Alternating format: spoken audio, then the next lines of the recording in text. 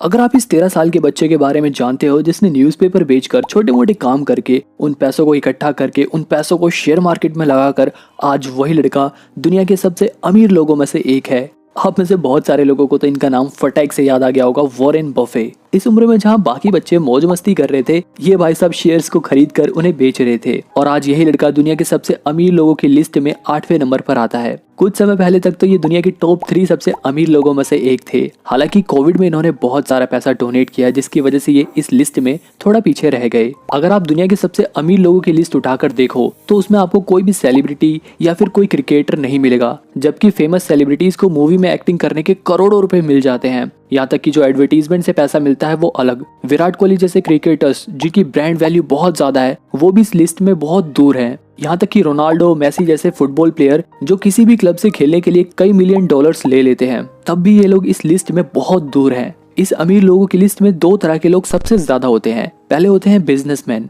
जो अपना खुद का बिजनेस करते हैं। दूसरे होते हैं इन्वेस्टर्स जो उन्हीं लोगों के बिजनेस में अपना पैसा इन्वेस्ट करते हैं। अब देखो, एक बिजनेसमैन को एक बिजनेस करने के लिए एक बढ़िया सा आइडिया चाहिए जिसके ऊपर वो कई साल मेहनत करता है, रिसर्च करता है। इसके बाद जाकर वो उस बिजनेस पर बहुत सारा पैसा लगाता है और अगर उसका आइडिया सक्सेसफुल रहता है तब जाकर उसके कई सालों की मेहनत के बाद उसका वो बिजनेस उसे प्रॉफिट देना स्टार्ट करता है। वहीं अगर इन्वेस्टर को देखा जाए तो उसे इतना सब कुछ करने की कोई जरूरत नहीं रहती। तो उसे बस शेयर मार्केट में लिस्टेड किसी भी कंपनी को उठाना है और उसके ऊपर रिसर्च करनी है तो वो उसमें अपने पैसे लगा सकता है। अब क्योंकि इन्वेस्टर ने अपना पैसा उस कंपनी में इन्वेस्ट किया है तो उसे भी उस कंपनी के प्रॉफिट में से हिस्सा मिलता है। और एक इन्वेस्टर के लिए सबसे अच्छी बात ये होती है कि उसे एक बिजनेसमैन की तरह पैसा कमाने के लिए बहुत सारा पैसा नहीं चाहिए। वो थोड़े से पैसे से भी अपनी इन्वेस्टमेंट चालू कर सकता है। हालांकि अगर किसी बिजनेसमैन का बिजनेस चल जाता है तो वो उस बिजनेस से बहुत ज्यादा प्रॉफिट कमा सकता है, लेकिन इन्वेस्टर को उसकी इन्वेस्टमेंट के हिसाब से उस कंपनी के प्रॉफिट में से हिस्सा मिलता है। इसीलिए इन्वेस्टर्स का प्रॉफिट लिमिटेड होता है, लेकिन उसे बिजनेसमैन की तरह ज्यादा मेहनत नहीं करनी पड़ती, ज्यादा रिस्क नहीं लेना पड़ता, ज्यादा पैसे नहीं लगाने पड़ते। कुछ इन्वेस्टर्स तो ऐसे हैं जिन्होंने सिर्फ कुछ हजार रुपयों से ही करोड़ों रुपए कमा लिए हैं। अब आपको ऐसा ही एक रियल एग्जाम्पल दिखाता हूँ। मैं बात कर रहा हूँ सर राकेश झुनझुनवाला की। एक बार जल्दी से इनकी कहानी भी जान लेते हैं। 1985 में राकेश झुनझुनवाला अपने पिता के पास गए और उन्होंने अपने पिता से शेयर मार्केट में इन्वेस्ट करने के लिए कुछ पैसे मांगे। उनके फादर ने उस समय अपने बेटे को 5,000 रुपए दिए। हालांकि 5,000 रुपए भी उस समय बहुत बड़ी बात थी। इन्होंने इन पैसों से टाटा की घड़ी बनाने वाली कंपनी टाइटन के शेयर्स खरीद लिए। कुछ सालों बाद जब इन शेयर्स की वैल्यू बढ़ी तो इनको बहुत ज्यादा फायदा हुआ। इसके बाद तो इन्होंने कभी भी पीछे मुड़कर देखा ही नहीं और उन्होंने इसी शेयर मार्केट के जरिए 5,000 रुपए से आज के टाइम पर 5.8 बिलियन डॉलर्स बना लिए। अभी जल्दी ही जब राकेश झुनझुनवाला सर मरे तब वो इस दुनिया के 438वें सबसे अमीर इंसान थे। सिर्फ राकेश झुनझुनवाला सर ही नहीं बल्कि ऐसे बहुत सारे इंडियंस हैं जिन्होंने शेयर मार्केट के जरिए बहुत ज्यादा पैसे कमाए। लेकिन फिर भी आपको एक इंटरेस्टिंग बात बताऊं, अमेरिका में जहां 56% लोग शेयर मार्केट में इन्वेस्ट करते हैं, वहीं इंडिया में सिर्फ 10% लोग ही शेयर मार्केट में इन्वेस्ट करते हैं। अब देखो, इन नंबर्स के कम होने के बहुत सारे रीजन हैं जिनके बारे में हम आगे वीडियो में बात करेंगे। इससे पहले मैं आपको बता देता हूँ कि ये वीडियो 4 बेसिक से लेकर काफी जरूरी शेयर मार्केट के पॉइंट्स को कवर करेंगे। पहला पॉइंट है कि आखिर शेयर मार्केट में इन्वेस्ट करने से लोग इतना अमीर कैसे होते हैं, इसके पीछे का रीजन क्या है। दूसरे पॉइंट में हम बिल्कुल बेसिक तरीके से जानेंगे कि शेयर मार्केट क्या होता है, शेयर्स क्या होते हैं, शेयर मार्केट में इस्तेमाल होने वाली सभी बेसिक टर्म्स के बारे में जानेंगे। तीसरे पॉइंट में हम ये जानेंगे कि पैसे बैंक में रखें या उनकी एफडी कराएं या फिर किसी प्रॉपर्टी में इन्वेस्ट कर दे या फिर उन्हें शेयर मार्केट में इन्वेस्ट करें, कहां पर अपना पैसा लगाना सही रहेगा। इसके बाद फोर्थ पॉइंट सबसे इंपॉर्टेंट रहने वाला है, क्योंकि इसके बारे में अगर किसी को नहीं मालूम तो आपको शेयर मार्केट की कितनी भी नॉलेज हो सब बेकार है। पॉइंट नंबर 1, आखिर वॉरेन बफे से लेकर इंडिया के राकेश झुनझुनवाला शेयर मार्केट से इतने अमीर कैसे बने, इसके पीछे का रीजन क्या है। इसके पीछे का कारण है टैक्स सेविंग।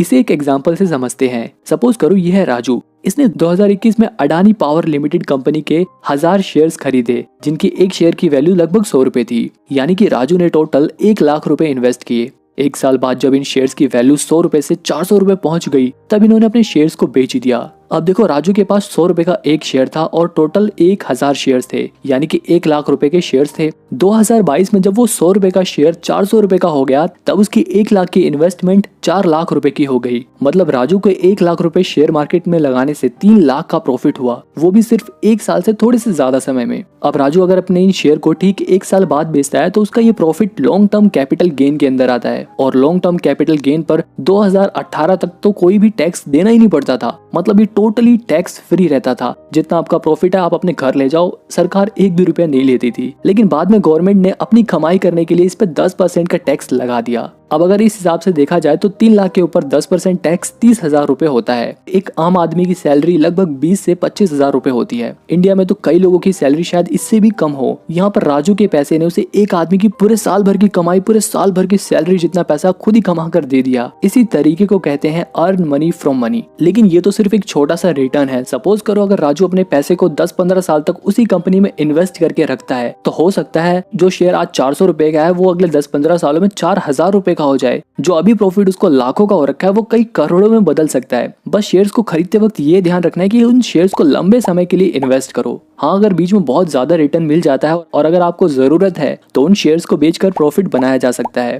आप सोच रहे होंगे कि यार ये तो हमें भी पता है कि शेयर से बहुत पैसे कमाए जा सकते हैं, लेकिन प्रॉब्लम तो यही है ना कि हमें शेयर मार्केट के बारे में कुछ भी नहीं पता। तो हम सही शेयर्स कैसे चुनेंगे? पार्ट 2 में हम यही सारी बेसिक लेकिन बहुत ही इंपॉर्टेंट चीजों के बारे में जानेंगे। अब देखो शेयर मार्केट क्या है। अगर मैं आपको सबसे सरल भाषा में बताऊं तो शेयर मार्केट बिल्कुल हमारे आसपास लगने वाली लोकल बाजार यानी कि मार्केट की तरह ही है। जैसे हम बाजार में जाकर सब्जियां खरीदते हैं वैसे ही लोग शेयर मार्केट में जाकर शेयर्स को खरीदते हैं। लेकिन अब तो ऐसा हो गया कि आपको शेयर खरीदने के लिए कहीं जाना नहीं पड़ता। आप घर बैठे बैठे ही ऑनलाइन अपने मोबाइल से शेयर्स को खरीद सकते हो और उन्हें बेच भी सकते हो। अब सब्जियों की मंडी यानी कि सब्जी मंडी तो आपको हर गली चौराहे पर मिल जाती है, लेकिन शेयर बाजार यानी कि शेयर मार्केट आपको हर जगह नहीं मिलेगी। ये इंडिया में सिर्फ 2 ही है। पहली है नेशनल स्टॉक एक्सचेंज NSE, दूसरी है बॉम्बे स्टॉक एक्सचेंज BSE। अब जानते हैं कि आखिर शेयर्स का मतलब क्या होता है। शेयर्स का मतलब होता है हिस्सेदारी। अगर आप किसी कंपनी में एक शेयर खरीद लेते हो तो इसका मतलब ये है कि जितना आपके पास उस कंपनी के शेयर हैं उतना ही आप उस कंपनी का मालिकाना हक रखते हो। इसे भी एक आसान से एग्जाम्पल से समझते हैं। मान लो मैंने एक कैटगुड लिमिटेड नाम की कंपनी खोली जिसके पास कुल 1000 रुपए की शेयर कैपिटल है। कंपनी अपनी सारी पूंजी का इस्तेमाल कंपनी के काम करने के लिए करती है। कंपनी अपनी इसी पूंजी को यानी कि अपनी इसी शेयर कैपिटल को अगर 100 बराबर हिस्सों में बांटती है तो इस तरह कंपनी के एक शेयर की वैल्यू निकालने के लिए हम उसे जितने हिस्सों में बांटना चाहते हैं उससे डिवाइड करेंगे तो एक शेयर की कीमत हमें पता चल जाएगी। जैसे यहाँ पर अगर हम 1000 रुपए को 100 से डिवाइड करें तो 10 रुपए शेयर की वैल्यू निकल जाएगी। इसी तरीके से हम किसी भी कंपनी के शेयर की वैल्यू निकाल सकते हैं, किसी भी कंपनी के नंबर ऑफ शेयर्स निकाल सकते हैं। अब अगर मैं फ्यूचर में अपनी कंपनी को बढ़ाना चाहता हूँ, अपने बिजनेस को और बड़ा करना चाहता हूँ तो इसके लिए मेरे को और पैसा चाहिए। तो अब मेरे को और पैसे चाहिए तो इसके लिए मैं शेयर मार्केट पे अपनी कंपनी लिस्ट कराऊंगा, जिसके बाद मैं आम जनता से यानी कि पब्लिक से भी पैसे ले सकता हूँ। अब यहाँ पे अगर मैं कहता हूँ कि जिसको भी मेरी कंपनी में इन्वेस्ट करना है वो मुझे एक शेयर का 10 रुपए दे और मेरी कंपनी के शेयर्स का हिस्सेदार बन जाए। मेरा एक राम नाम का फ्रेंड इसी कंपनी का एक शेयर खरीद लेता है, वही मेरा दूसरा फ्रेंड श्याम इस कंपनी के 5 शेयर खरीद लेता है। अब यहाँ पर हम नंबर ऑफ शेयर्स को देखकर ये पता लगा सकते हैं कि राम यहाँ पर मेरी कंपनी के 1% का मालिक है, वहीं श्याम मेरी इस कंपनी के 5% का मालिक है। अब क्योंकि इन दोनों ने अपना पैसा मेरे बिजनेस को चलाने के लिए दिया है तो इसलिए मेरे बिजनेस का प्रॉफिट और लॉस इनके शेयर्स के हिसाब से इनके बीच में बटेगा। अब देखो शेयर मार्केट में इन्वेस्ट करने के 2 तरीके होते हैं। पहला तो ये होता है कि आप डायरेक्ट किसी भी अपनी मनचाही कंपनी के शेयर को पिक करो, उस पर रिसर्च करो और उसके बाद उस कंपनी के ऊपर पैसा लगा दो। दूसरा तरीका होता है इनडायरेक्ट। ये तरीका उन लोगों के लिए सबसे बेस्ट है जिनके पास शेयर पर रिसर्च करने का टाइम नहीं होता। अब ऐसे लोग अपना पैसा म्यूचुअल फंड्स में लगाते हैं जिसके अंदर एक्सपर्ट्स उन पैसों को अलग अलग शेयर्स में इन्वेस्ट करते हैं ताकि आपको बेहतर रिटर्न मिल सके। अब बात करते हैं पॉइंट नंबर 3 की। ये तो बात बिल्कुल सच है कि पैसा बहुत मेहनत से कमाया जाता है, इसलिए 1 रुपए भी सोच समझ कर इन्वेस्ट करना चाहिए। अब आज के टाइम पे अपने पैसे सेव करने के लिए बहुत सारे ऑप्शंस अवेलेबल हैं। या तो आप प्रॉपर्टी में इन्वेस्ट कर सकते हो, शेयर्स खरीद सकते हो, बहुत सारी चीजें हैं। लेकिन कहाँ पर पैसा लगाना सबसे ज्यादा फायदेमंद है, इसे भी अच्छे से समझने के लिए हम एक और एग्जाम्पल लेते हैं। सपोज करो ये है राम, श्याम, राजू, बाबूराव और तोतला सेठ। अब सपोज करो इन सभी के पास 1-1 लाख रुपए हैं। राम अपने 1 लाख रुपए को बैंक में जमा करा देता है, श्याम अपने 1 लाख रुपए की FD करा देता है, राजू अपने 1 लाख रुपए के शेयर्स खरीद लेता है, वहीं बाबूराव अपने 1 लाख रुपए की गोल्ड ज्वेलरी खरीद लेता है और तोतला सेठ भी अपने 1 लाख रुपए की प्रॉपर्टी खरीद के उसमें इन्वेस्ट कर देते हैं। अब देखा जाए तो राजू के पैसे बैंक में सिर्फ 4% इंटरेस्ट रेट के हिसाब से बढ़ेंगे, यानी कि उसे सिर्फ 4000 रुपए इंटरेस्ट के तौर पर मिलेंगे। वहीं श्याम ने जो 1 लाख रुपए की FD कराई थी उस पर 8 से 10% का इंटरेस्ट मिलेगा, यानी कि 5-6 साल बाद लगभग उसे 61,000 रुपए इंटरेस्ट के तौर पर श्याम को मिलेंगे। मतलब 5-6 साल बाद उसके 1 लाख रुपए 1,61,000 रुपए हो जाएंगे। राजू के केस में जैसा मैंने आपको ऊपर वाले एग्जाम्पल में बताया था कि राजू ने 1 लाख रुपए शेयर मार्केट में लगा दिए और उसने कैसे एक ही साल में 300% से भी ज्यादा का रिटर्न कमाया। अब राजू ने क्योंकि अपने 1 लाख रुपए शेयर मार्केट में लगाए हैं, और जैसा कि मैंने आपको ऊपर वाले एग्जांपल में बताया था कि कैसे शेयर मार्केट में पैसा लगाने से एक साल में 300% से भी ज्यादा का रिटर्न मिला था। अब चलो मान लेते हैं कि हर साल 300% का रिटर्न मिलना बहुत मुश्किल है। ऐसा मान के चलते हैं कि पहले साल में कोई रिटर्न ही ना मिले, दूसरे साल में भी रिटर्न ना मिले, लेकिन अगर कंपनी अच्छी है तो 2-3 साल में कोई भी कंपनी अच्छा खासा रिटर्न दे सकती है। फिर भी हम ऐसा मान के चलते हैं कि एक साल में 300% का रिटर्न नहीं बल्कि 5 साल तक पैसा लगाने के बाद उसे 300% का रिटर्न मिला, मतलब उसके 1 लाख रुपए 5 साल बाद 4 लाख रुपए हो जाएंगे। वहीं बाबूराव के केस में देखा जाए तो उसने 1 लाख रुपए अपने गोल्ड में जो इन्वेस्ट किए हैं, तो गोल्ड का रेट यूजुअली 5% के रेट से ही बढ़ता है। वहीं तोतला सेठ के केस में देखा जाए तो वैसे तो प्रॉपर्टी में इन्वेस्ट करने के लिए बहुत ज्यादा पैसे चाहिए होते हैं, लेकिन अभी के लिए सिर्फ तोतला सेठ 1 लाख रुपए में किसी सस्ती जगह को देखकर वहाँ की जमीन खरीद लेते हैं। बाकी जब उन्हें उनके 25 लाख रुपए मिल जाएंगे तो वो उसे किसी अच्छी जगह प्रॉपर्टी में इन्वेस्ट कर देंगे। लेकिन अभी के लिए देखा जाए तो 1 लाख रुपए की प्रॉपर्टी की वैल्यू बढ़ने में कई साल लग जाएंगे, और हो सकता है कि 1-2 साल या फिर 5 साल तक तो उस प्रॉपर्टी की कोई वैल्यू बढ़े ही ना, और अगर बाई चांस बढ़ती भी है तो कुछ ज्यादा नहीं बढ़ेगी, सिर्फ 5 से 10% के रेट के हिसाब से ही बढ़ सकती है। अब अगर इन सभी के रिटर्न के हिसाब से देखा जाए तो 5 साल बाद सबसे ज्यादा प्रॉफिट होगा राजू को, क्योंकि उसने शेयर मार्केट में इन्वेस्ट किया। और रिस्क के हिसाब से देखा जाए तो शेयर मार्केट के अलावा बाकी सब में कंपैरेटिवली बहुत कम रिस्क है। अब इसमें एक और इम्पोर्टेंट फैक्टर नोट करने वाला है, नॉलेज।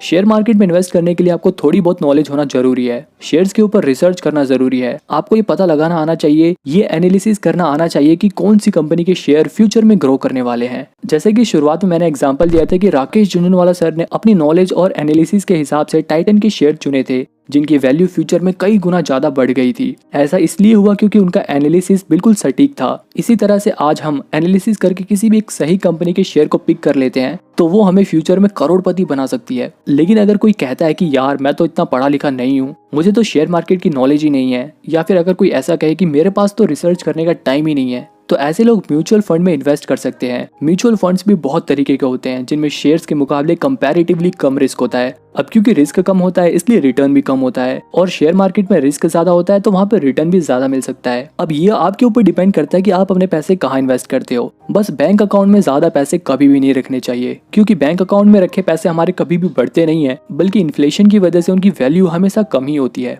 अब अगर आप शेयर मार्केट में या म्यूचुअल फंड में इन्वेस्ट करते हो तो क्यों करते हो, और अगर नहीं करते तो क्यों नहीं करते, मुझे कमेंट में जरूर बताना। फोर्थ पॉइंट है रियलिटी ऑफ स्टॉक मार्केट। अगर आप कभी शेयर मार्केट में इन्वेस्ट करते हो तो इस पॉइंट को हमेशा याद रखना। शेयर मार्केट बिल्कुल जादू की तरह है, जो रातों रात किसी को भी करोड़पति बना सकता है तो किसी को भी बिल्कुल रोड पर ले आता है। ऐसे बहुत से लोग हैं जिन्होंने शेयर मार्केट में पैसा लगाया और आज वो दुनिया के सबसे अमीर लोगों में से एक है। लेकिन ऐसे भी बहुत सारे लोग हैं जो करोड़पति से एकदम कंगाल हो गए हैं। इसका सबसे बेस्ट और रियल एग्जाम्पल है रिलायंस कैपिटल का शेयर। 2 जनवरी 2007 में रिलायंस कैपिटल का शेयर 704 रुपए का था, और 6 अगस्त 2007 में रिलायंस कैपिटल के शेयर की वैल्यू 2161 रुपए हो गई। मतलब 8 महीने में ही इस शेयर की वैल्यू 300% से भी ज्यादा रेट से बढ़ी थी। इस टाइम पीरियड के बीच में जिन लोगों ने अपने पैसे लगाए थे वो लोग करोड़पति बन चुके थे। लेकिन इसके बाद शुरू होता है इस शेयर के वैल्यू के गिरने का सिलसिला। अगले 2-3 महीने तक लगातार इस शेयर की वैल्यू गिरती रहती है, और अगस्त में जो शेयर 2100 रुपए का था उसकी वैल्यू अक्टूबर 2018 तक आते आते 400 रुपए हो गई थी। मतलब 3 महीने में ही 500% की वैल्यू गिर गई थी। और इतना ही नहीं, इसके बाद इस शेयर की वैल्यू गिरते गिरते आज के टाइम पे इस शेयर की वैल्यू लगभग 16 रुपए हो गई है। मतलब अगर इस शेयर ने कई लोगों को करोड़पति बनाया तो ये बात भी बिल्कुल सच है कि इसी शेयर ने बहुत सारे लोगों को कंगाल भी कर दिया। हालांकि इस लॉस को देखकर ये सोचने की बिल्कुल भी जरूरत नहीं है कि शेयर मार्केट हमारे लिए नहीं है। अगर हमने भी अपना पैसा लगाया तो हमारे भी पैसे डूब जाएंगे। लेकिन देखो ऐसा बिल्कुल भी नहीं है। यहाँ पर मैक्सिमम इन्वेस्टर ने अपने शेयर को सही टाइम पर सेल कर दिया होगा, जिसकी वजह से उन्हें कम लॉस हुआ होगा। और ऐसे ही सिचुएशन में इन्वेस्टमेंट का सबसे बड़ा रूल काम आता है, don't put your all eggs in one basket. मतलब कभी भी अपने पैसे सिर्फ एक कंपनी के शेयर खरीद कर और उस कंपनी के सक्सेस के ऊपर डिपेंड नहीं रहना चाहिए, बल्कि अपनी इन्वेस्टमेंट को अलग अलग शेयर में इन्वेस्ट करके अपने पोर्टफोलियो में वैरायटी लाकर इन्वेस्टमेंट करनी चाहिए। और ये भी जरूरी नहीं है कि आप अपने सारे पैसे शेयर मार्केट में इन्वेस्ट करो। कुछ पैसे से आप गोल्ड खरीद सकते हो, कुछ पैसे को आप प्रॉपर्टी में भी इन्वेस्ट कर सकते हो, कुछ पैसों को आप म्यूचुअल फंड में लगा सकते हो। इसके अलावा हमेशा ये ध्यान रखें कि शेयर्स को लंबे समय के लिए खरीदने के अलावा समय समय पर उन कंपनीज के फंडामेंटल्स को चेक करते रहना चाहिए। ये देखते रहना चाहिए कि कहीं कंपनी में कोई गड़बड़ तो नहीं हो रही, और जैसे ही आपको कोई गड़बड़ नजर आती है तो आप अपने शेयर्स को सही टाइम पर बेचकर फ्यूचर में होने वाले लॉस से बच सकते हो। लेकिन ये गड़बड़ पता कैसे चलेगी?